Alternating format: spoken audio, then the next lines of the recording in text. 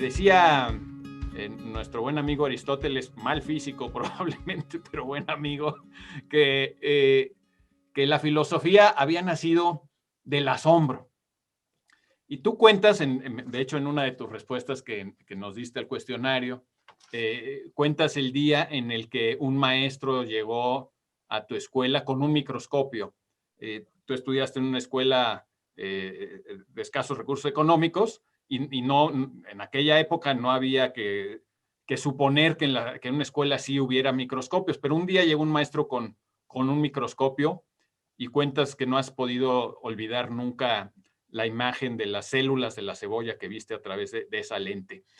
¿Qué papel ha jugado el asombro para ti en tu formación o cómo es que alguien, voy a decirlo brutalmente, que nació en tus condiciones, puede tener este interés por las partículas fundamentales, o sea, las fuerzas fundamentales del universo? ¿Sí? ¿Qué es lo que te empujó ahí? Eso es lo que estoy tratando un poco de entender. Sí, yo creo que en mi caso no es otra cosa más que el asombro. Yo creo que debe haber diferentes maneras de llegar. Sin duda debe haber muchos caminos.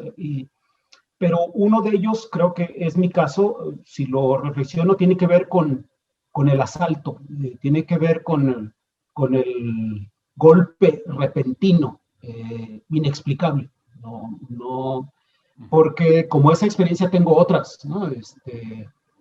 En que no se puede entender de otra manera, más que como un golpe brutal que te transforma de alguna manera. Es así.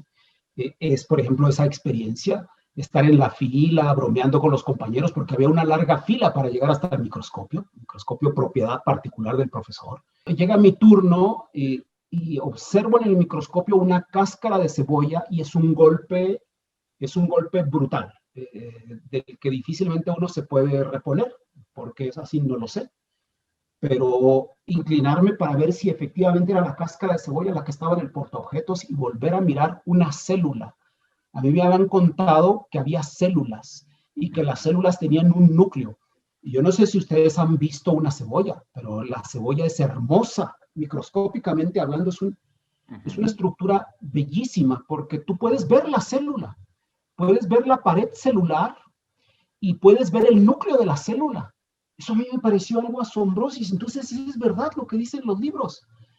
Y además la pared celular, lo que delineaba la célula alargada de la cebolla, era dorado, se veía dorado, quizá por la luz de la lámpara, de manera que fue una imagen estrujante. Y como esa imagen yo tengo otras, ¿no? Yo tengo una imagen que me marcó mucho de niño, cuando estaba jugando en el norte, desierto, pero en las rivieras, en los pocos ríos que hay, crecen los álamos.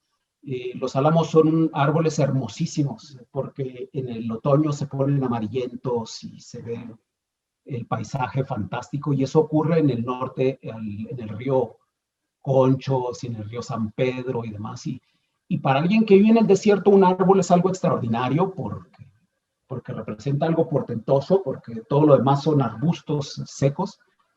Y me recuerdo el haber visto a un árbol y haberme percatado por primera vez de lo enorme que era, de lo gigantesco que era un árbol, y de quedarme parado frente al árbol viéndolo, voltear para ver la última hoja del árbol.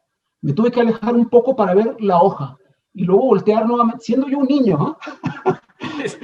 Yo era un niño. Me recuerdo mucho esa experiencia porque fue estrujante, y luego ver al árbol e imaginarme la raíz y tener la certeza de que había una raíz que iba muy, muy abajo en el subsuelo. Es decir, y del subsuelo toma el agua, esa raíz. Y esa agua sube por todo el tallo hasta llegar a esa hoja.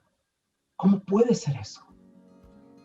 Es una experiencia infantil que me marcó, por ejemplo, porque ya no ese pensamiento me llegó de alguna manera y ya no me abandonó jamás.